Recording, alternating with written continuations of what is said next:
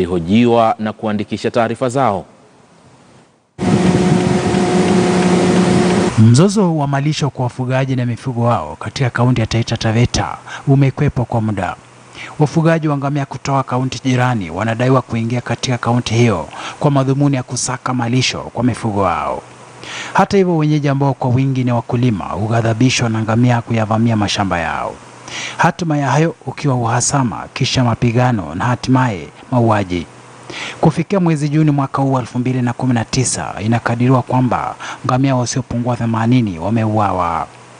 Mnamo mwezi Juni, mzozo huo ulionekana kuchukua mkondo tofauti pale mkulima mmoja kutoka Voi kwa jina Alex Malumba alidaiwa kuvamiwa na kuuawa kwa kudungwa kisu na wafugaji kufuatia mgogoro baina ya mkulima huyo na wafugaji wa ngamia. Ni kutokana na hali hiyo ndipo mkurugenzi wa idara ya upelelezi wa jinai nchini George Kinoti alimwagiza gavana Granton Samboja na viongozi wengine kutoka kaunti ya Taita Taveta wafike mbele ya makachero kwa kusudi la kuhojiwa na kuandikisha taarifa, wakifafanua kitovu na chimbuko la msururu wa migogoro hiyo.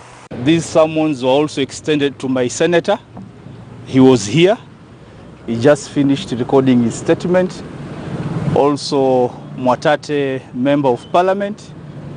I'm also aware the women rep for Taita Taveta and quite a number of MCAs.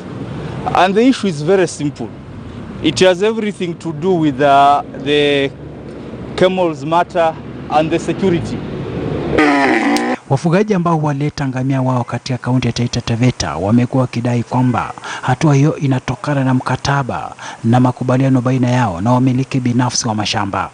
Lakini gavana Samboja amesikika akisema hatambui kamwe makubaliano hayo na kwamba anachokitaka ni kutowaruhusu ngamia kulishwa katika mashamba ya wenyeji.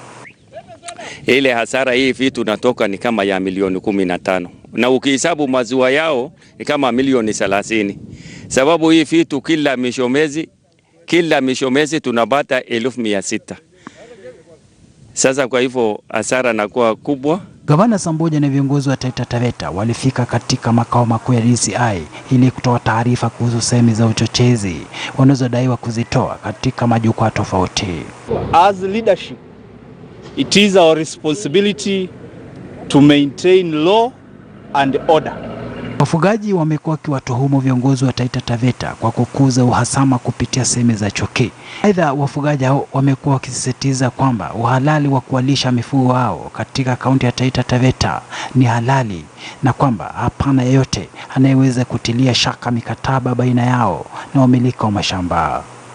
Na hiyo mali kwa kikwetu, afadhali mtu kuchukua mali badala ya kukata haiwan ile kitu ambao hajui chochote na analisha watu. Ingawa mzozo baina ya wafugaji na wakulima katika kaunti ya Taita Taveta umekwepo kwa muda, upeo wa mzozo huo ulishuhudiwa mnamo mwezi Juni pale mkulima mmoja alipouawa na baadaye kukafuatiwa na kuchinjwa kwa ngamia zaidi ya 20.